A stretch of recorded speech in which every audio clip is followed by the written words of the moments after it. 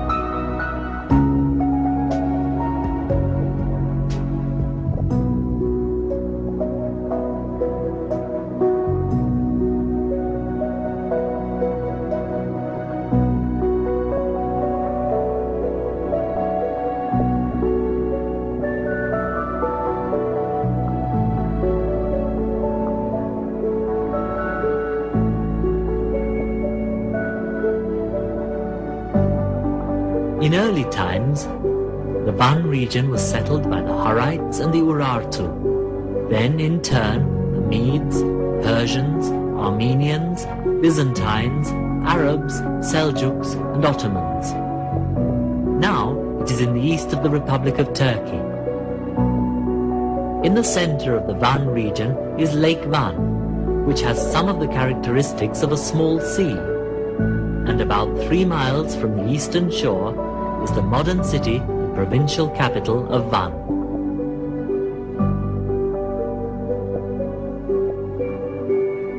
In early times, its name was Tushpa. It was the capital of the Urartu people, and the name meant country of the sun.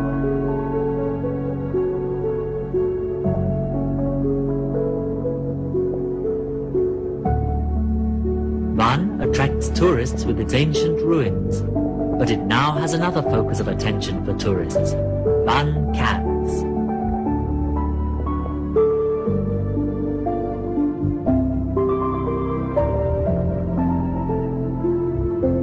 Owing to this interest, the Van cat has now become a sort of mascot for the shops selling souvenirs and carpets for tourists. But apart from a few carpet shops, these days it's difficult to see Van cats in Van itself. Yet once nearly every street, garden and house in Van was full of these cats.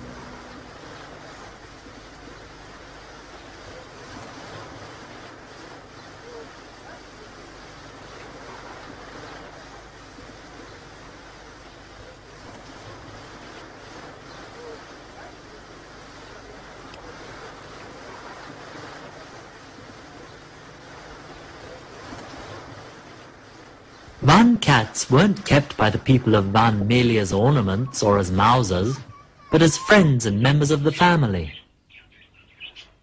How I miss her, I swear. I've got her picture with me now. As I think of it now, I ache inside for that animal.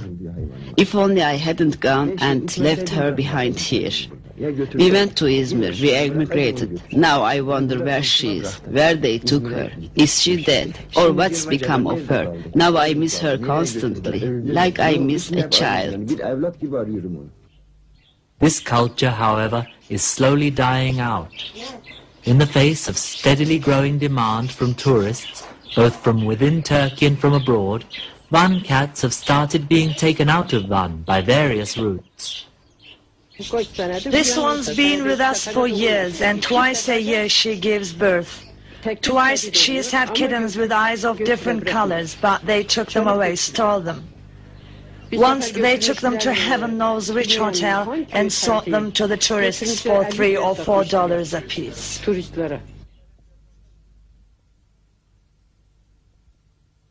Demand is particularly strong for cats with eyes of different colors, that is, one eye one color and the other eye another color. And this has gradually turned these beautiful animals into objects of trade. Now I'll get rid of any of her kittens that haven't got different colored eyes. She's had kittens all over the place and we've given them to our friends and relatives.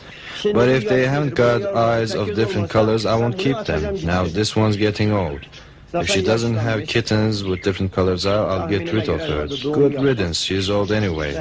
I don't think she'll have kittens anymore. I may give her to the vet. Heaven knows whether I'll keep her. The opening up of the economy to the outside world, the steady urbanization which has led families to move from small detached houses with gardens to city flats, and the social changes accompanying these phenomena, have meant that families are no longer keeping cats as they used to. Add to this the exodus of cats in the hands of tourists, both from within Turkey and from abroad, the increase in road traffic and in cats being killed by cars, the theft of some cats by dishonest dealers, and the giving away of other cats to friends and relatives. For all these reasons, the number of Van cats, at least in Van, has been drastically reduced.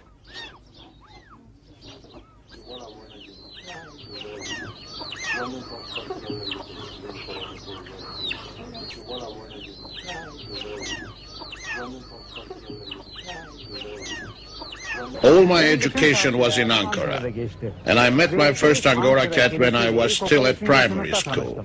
It was a big long-haired cat, and its eyes were different colors. Much later I was employed at one university, and I stayed there for 6 years. During that time I saw many long-haired white cats with eyes of different colors, and I realized that they weren't just peculiar to Ankara.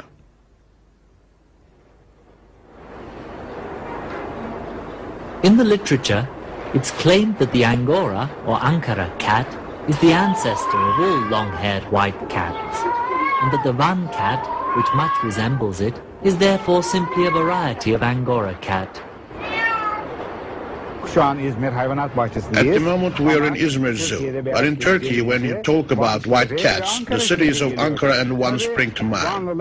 Of course the people of Van will always claim it's a Van cat, and the people of Ankara will always say it's an Angora cat, but which is correct? Before we tackle this question, it would be a good idea to talk about where cats were first tamed and how they spread around the world. It has been claimed that cats were first tamed under the Egyptian pharaohs, and that they spread throughout the world from Egypt. From remains which have been unearthed, we see that some of them went via the Middle East to Anatolia, that is present-day Turkey, and from there to Europe, while some went south of the Caspian Sea to Persia, or modern Iran. From Persia they traveled to Central Asia, with one group branching off south to Arabian Peninsula. The last branch of migration went through North Africa, and across the Straits of Gibraltar to Europe. When we get to Anatolia, we find the migration going westward through Van and later Ankara towards Europe, and also the emergence of albinism in Van and the appearance of white cats. It is said that this was seen in Ankara only later with the appearance of Angora cats, but we know that albinism has a frequency in populations of only 1 in 10,000. That is, this might have happened not in Ankara, but in other cities, like Samsun or Istanbul. In particular, we see these albino cats here in Izmir. They are said to have come from the east. There are plenty of them here in the zoo. They've adapted well and they're perfectly happy.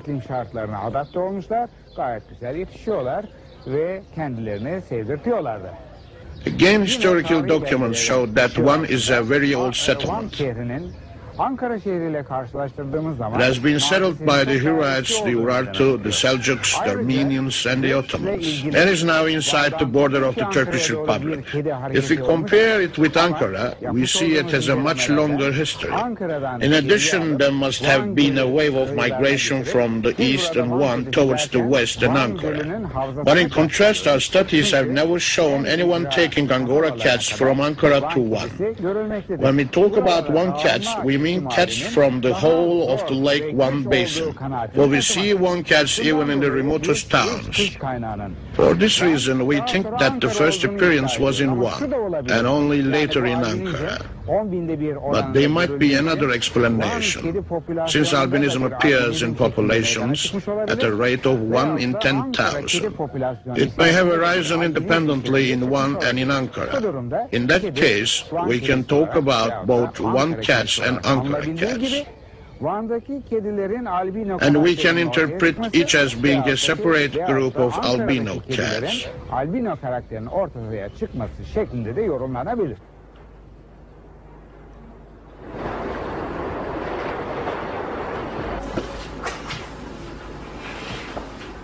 Bazı yabancı literatürlerde Van kedisi olarak alnında In some foreign literature, we find claims that true Van cats have yellow patches on their foreheads and tails.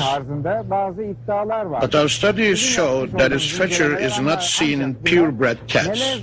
That is, a color present in the genes of the father or somewhere in the family comes to the fore and spreads equally among the kittens. But we don't believe this is a feature belonging to Van cats.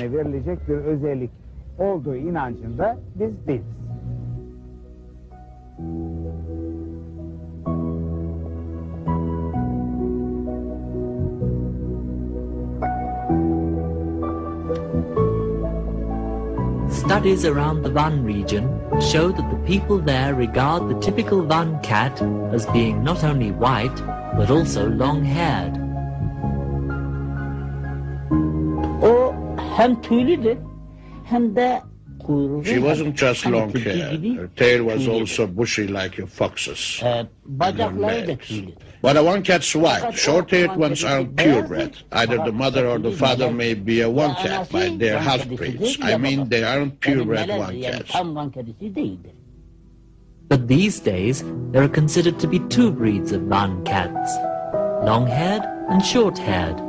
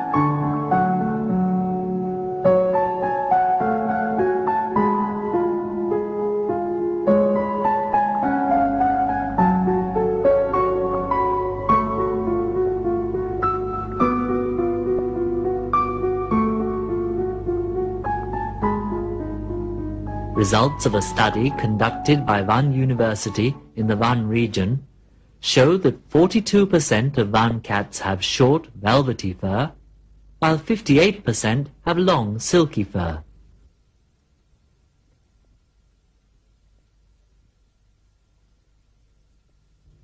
The long-haired ones are better. Our cat's long-haired. She mows twice a year.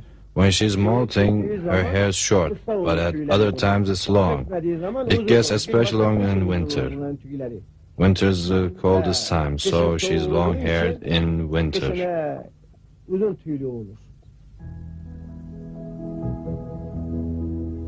It is popularly believed that only Van cats have eyes of different colors, whereas actually this phenomenon is also widespread among Angora cats. In fact, it's even said to occur among some black or spotted cats. In Van cats, both eyes might equally well be blue or yellow.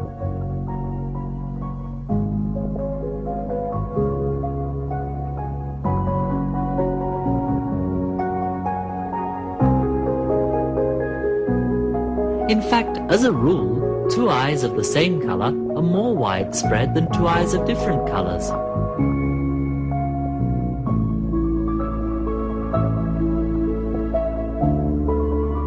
However, because people trying to buy Van cats prefer different colored eyes, the impression has been created that eyes of different colors are more widespread, and even that Van cats are all like that, which is not true.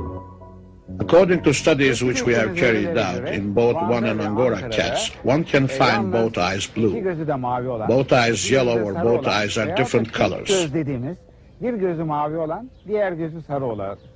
Where one eye left or right, it doesn't matter, is blue, while the other is yellow. Our data show eye color to be formed thus. In general, a cat's eyes are yellow. But sometimes there is a lack of yellow pigment and we can see small dots of red. If there are enough of 3 red dots, the overall effect is the color popularly called amber.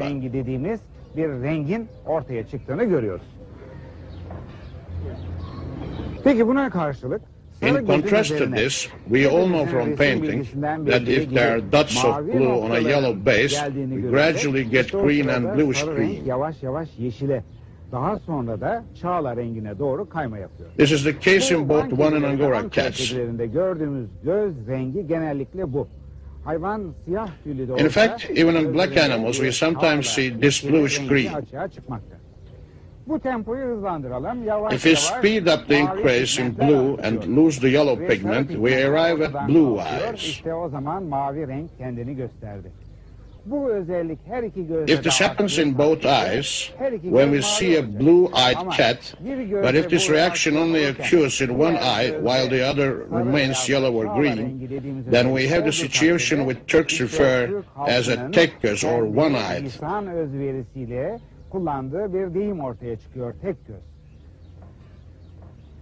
Tek göz or one-eyed, a word which we can't translate into any other language because it doesn't mean having only one eye, but having each eye a different color. So we suggest that the word tek göz enter other languages too.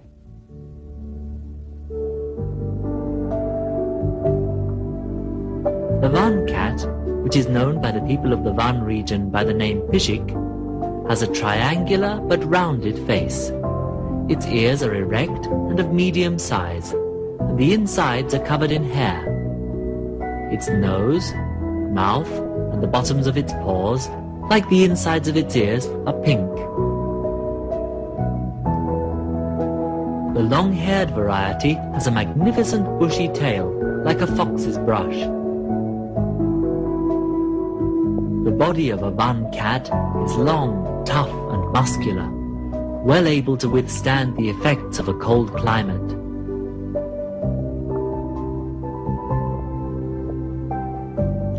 The other cats, the Angora cats, are more cuddly and they're lighter, as if one puff would blow them away. Their hair's fine and their bones are fine too. But these cats are very athletic. Atletik. Neden kızdın çocuğum? Neden kızdın? Their eyes are usually of different colors, and the majority of one cats are long-haired. But they've got a very special character. That's what sets them aside. They're famous for their character because they're just like people the way they listen and understand. They may not be able to speak, but they listen. If you say, don't do that, or sit in your corner, they listen just like people. I don't know if it's intuition, but she understands everything I say extremely well. When we say, come on, Yumush, it's time for bed, she goes straight to her basket and lies down. Or in the morning, when I say, I'm going for a walk, come on, she's always right behind me. She's never afraid. She's very brave, and if you treat her well, she's lovely and gentle. But if she is treated badly, she'll repay it threefold. She'll always do whatever she sets her mind to do, because she likes going out in the street. Morning is her going out time. If you don't let her out, she'll tear the place apart. You can't stop her. In the end, you have to open the door and let her out. Whatever he wants to do, he does. If he wants to be stroked, he'll do everything he can to get his way. If he wants peace and quiet, he'll go to wherever he can lie down in peace. They do whatever they set their minds to do. He is very different, at least from what I can see. In the first place, other cats will come up to you, rub up against you, and pardon the expression, get on your wick by intruding on you, but not a one. When he is hungry, or if he wants you to do something, whoever at home, he'll call out to them and make it plain by his behavior till they do it. He doesn't come up to you looking for love. I think the biggest difference is that a one cat doesn't want to do things according to your wishes, only according to his wishes. When you want to stroke him, you can't. When he feels like being stroked, you can. When they feel loved, they always return it. If they want to be stroked and you don't do it immediately, they'll try every trick in the book, and in the end, they'll have their way. I mean, they get round you. They're very crafty. In our blog, you can say she's managed to get even people who aren't cat lovers to love her. Just by mewing quietly, she can get into every door, and after visiting their flats, she goes out again. But my neighbors tell me that even if they give her food, she doesn't eat it. And she never tries to steal food from the kitchen, nor anything else. She just goes into everyone's home just to say hello. And I think she says hello. Merhaba demek için sadece.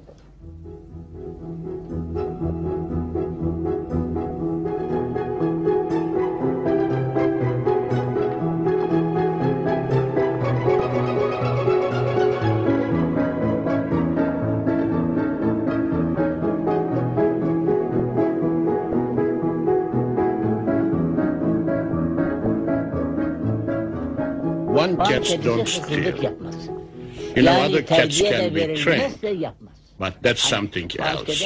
With one cat, not stealing is something natural. They just don't. But whether they would if they were starving, I don't know. We've got chickens, you know, baby birds, but she's so tame, she can lie down among them and she won't lay a finger on even one of them. When she goes in the kitchen, she sees meat, milk and yogurt, but she doesn't touch any of them. When you give her food, she eats it. When you don't give it, she doesn't. None of them steal. Put meat in front of them, they won't take it. They like grass and greens. There is none can beat them for cleanliness. They don't make a mess or fiddle in the house. She used to come in from outside and I'd say, Dilan, your paws are muddy. You've got them muddy again. Don't come in the house, darling. And she'd go straight back to the door. And there, I swear it, she'd wipe her paws like a person. Then she'd start to lick them. Come on, Dilan, I'd say, don't forget your back paws. And she'd lick them nicely too.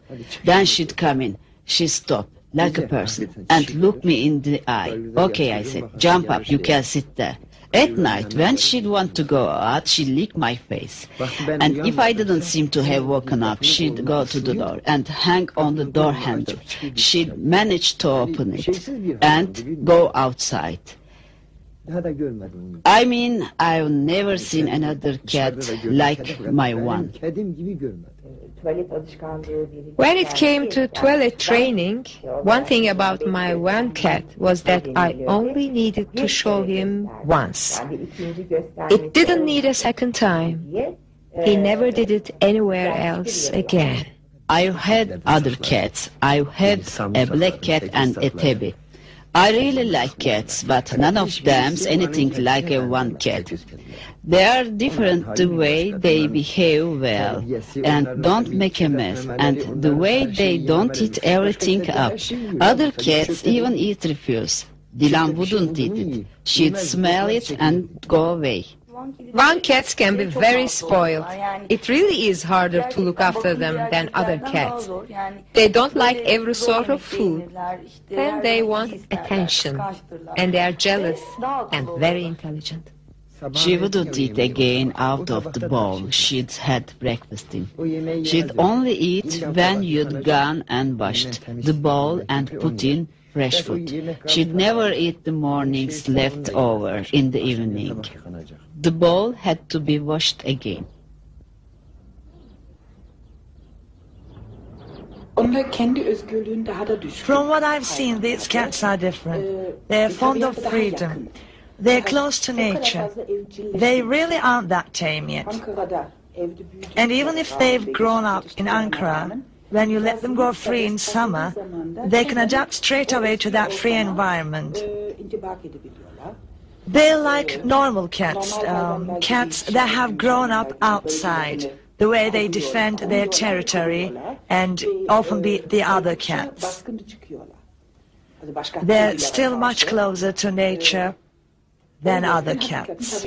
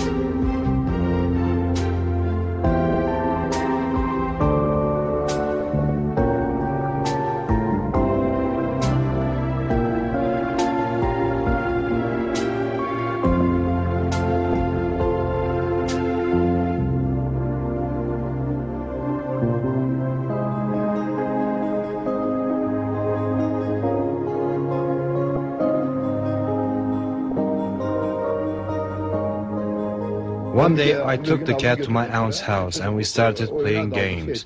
When evening came, my aunt said, "Come on, you'll be late. Off you go." Well, I went home and Mom said, "Where's the cat?" So I said, "I swear she's still at my auntie's. Let her stay there and tomorrow I'll go and get her." Well, about 11 o'clock that night I listened and there was a noise at the door, a meowing. So I opened the door and I looked, and there was Dilan at the door. Now from Van to Edremit, it's 13 miles and so, and she'd come all the way.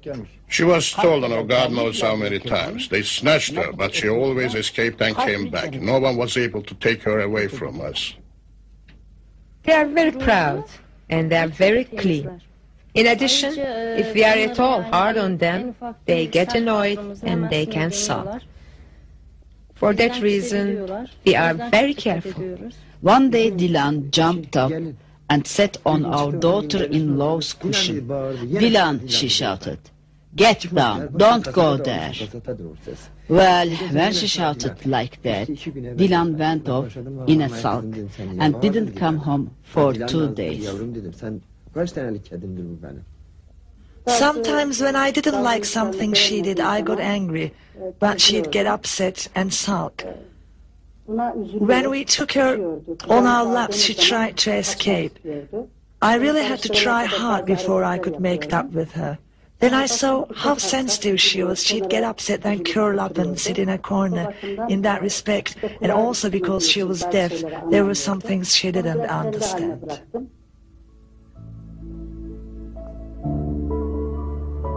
Yes, deafness is found in Van cats as well as Angora cats. But research has shown that in Van cats the incidence is very low, only about 5%.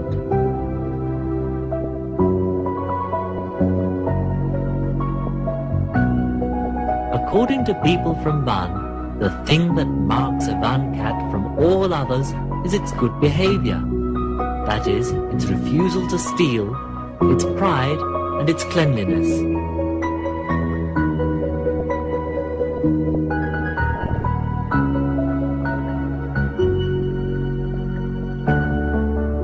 But according to world cat literature, the thing that marks a Van cat from all others is the fact that it's the only breed of domestic cat that will swim of its own free will.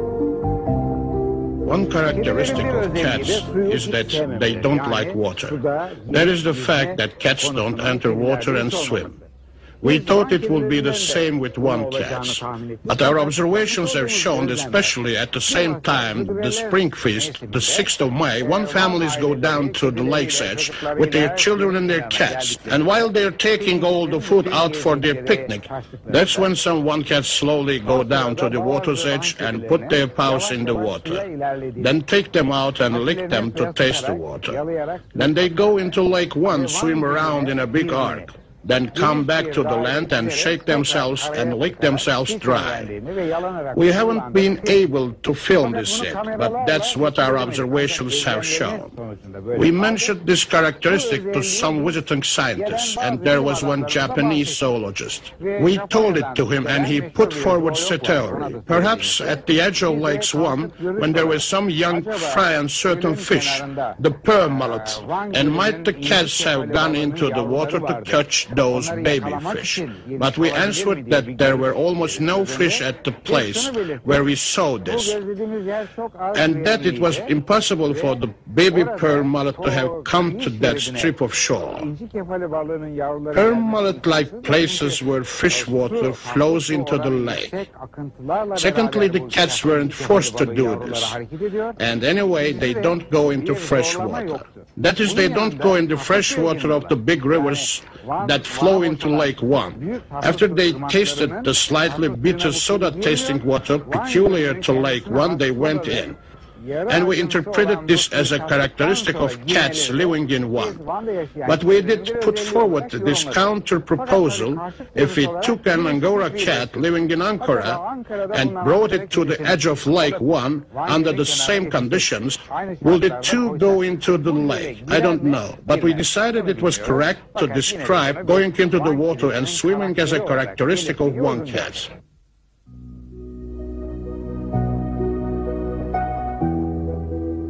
Well, it may have been established that Van cats don't willingly go into fresh water like rivers, but only into Lake Van, perhaps because they like the soda in the water. But we're going to show you a memory from childhood that conflicts with this, and shows that Van cats can also go into fresh water.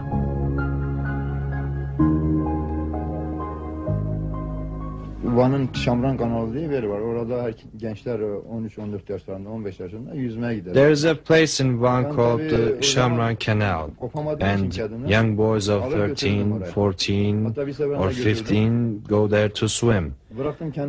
And at that time, I couldn't leave the cat, so I would take her with me. In fact, one day I left her on the bank. You know, I was worried she might drown, so I was going to pick her up again after I'd had a swim. I tripped off, jumped into the canal to swim, then looked behind me, and there was the cat. Oh no, I said. She must have fallen in. My foot must have caught her and she fell in behind me. Then I looked and she was swimming better than I was. I didn't know she could swim at all, and she was swimming better than me. You mean the cat went in of her own accord? Yes, of course, of her own accord. I was afraid she would drown. I couldn't believe. When they are in water, like all animals, cats can swim. But their fur slowly gets waterlogged and starts to weigh them down. So if they stay in the water for a long time, they get tired and sick. For this reason, cats usually don't like going into water at all, and don't go in and swim of their own free will. However, every cat is unique, and they love surprising people. Here's what an Angora cat owner has to say. One of the things that have most struck us about our cat is the fact that despite everything we know, to the contrary, he loves water. If anyone in the house is having a bath, the cat always goes into the bathroom and makes it plain that he wants to have a wash too. And he usually manages to do that. No matter how much you push him away, in the end, he always gets into the bath. My cats like it. These ones like water in a way that I never saw with my earlier cats. They love to jump in, especially if the bath's full of water, with or without foam. They all jump in, but most of all Tarçın, the yellow one, likes it. When I turn on the tap, he likes to get underneath and have a wash. Of course, I haven't seen them swim, but they jump in, get out soaking wet, and jump in again. Those are 3 cats of no special breed who were born in the Black Sea region and live in Ankara. Now let's hear what owners of Van cats in Ankara have to say about their cats' relationships with water. For example, she plays very interesting games with water. She doesn't enjoy having a bath very much. Bathing her is a bit difficult, but when the tap's running, she plays very nicely with water.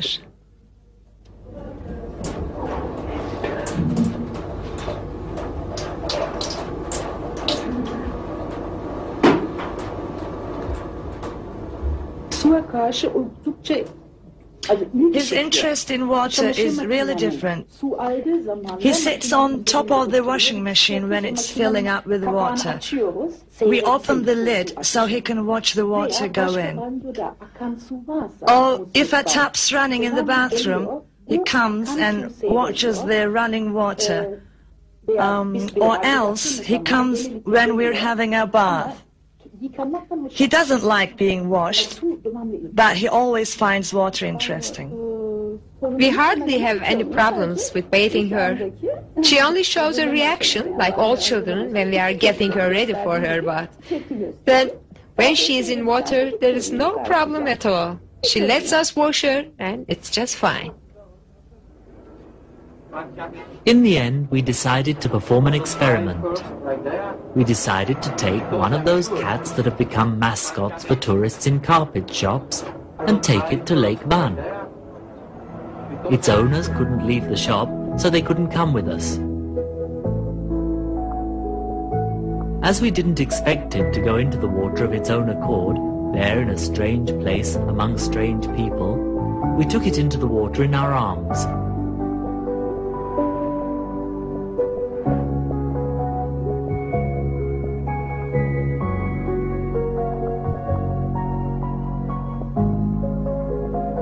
As you see, it doesn't look very willing.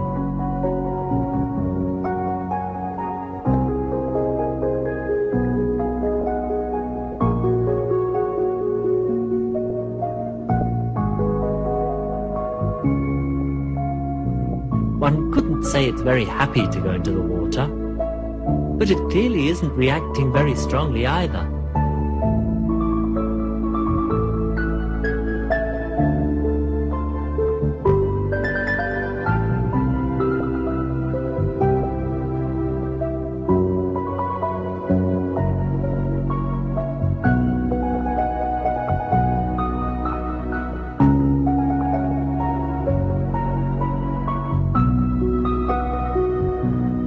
The number of Van cats in the Lake Van basin, where once they teemed in every house and every garden, is much diminished.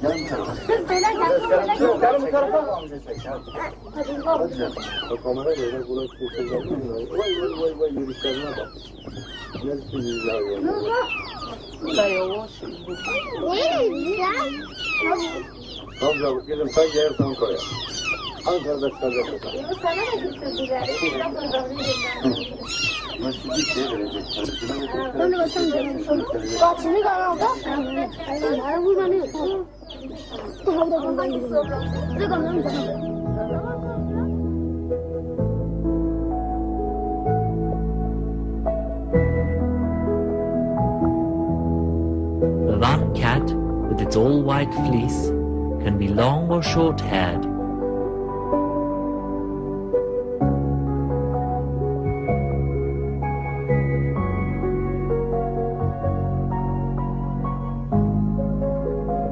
The tail of a long-haired one looks like a fox's brush.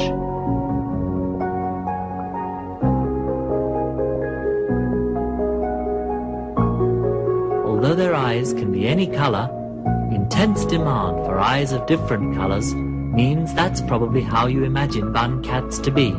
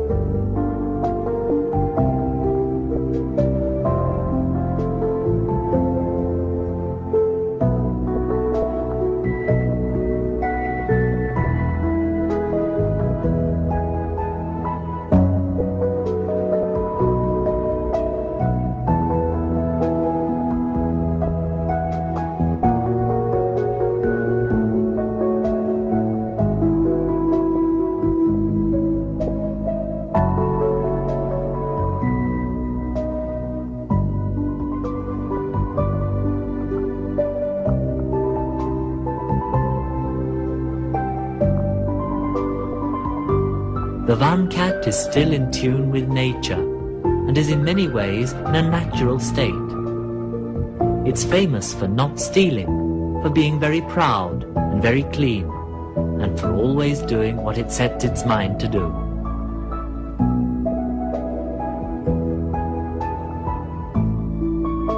These characteristics may to some extent be shared with other cats. That it's going into water and swimming of its own free will makes it unique.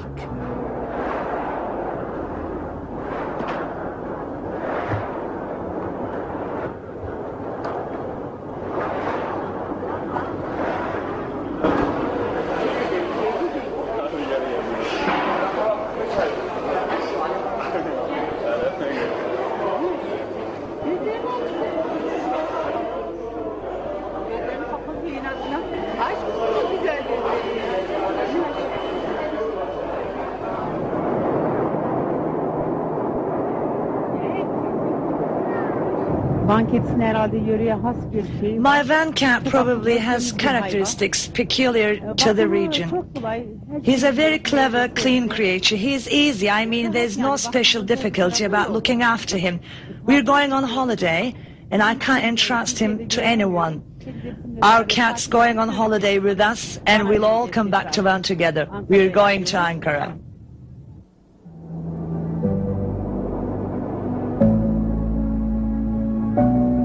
And so we leave the city of Van, and we also leave behind us the city of Tushpa, country of the sun, Lake Van, in some ways like a small sea, and this lake basin's most lovable inhabitant, the Van cat.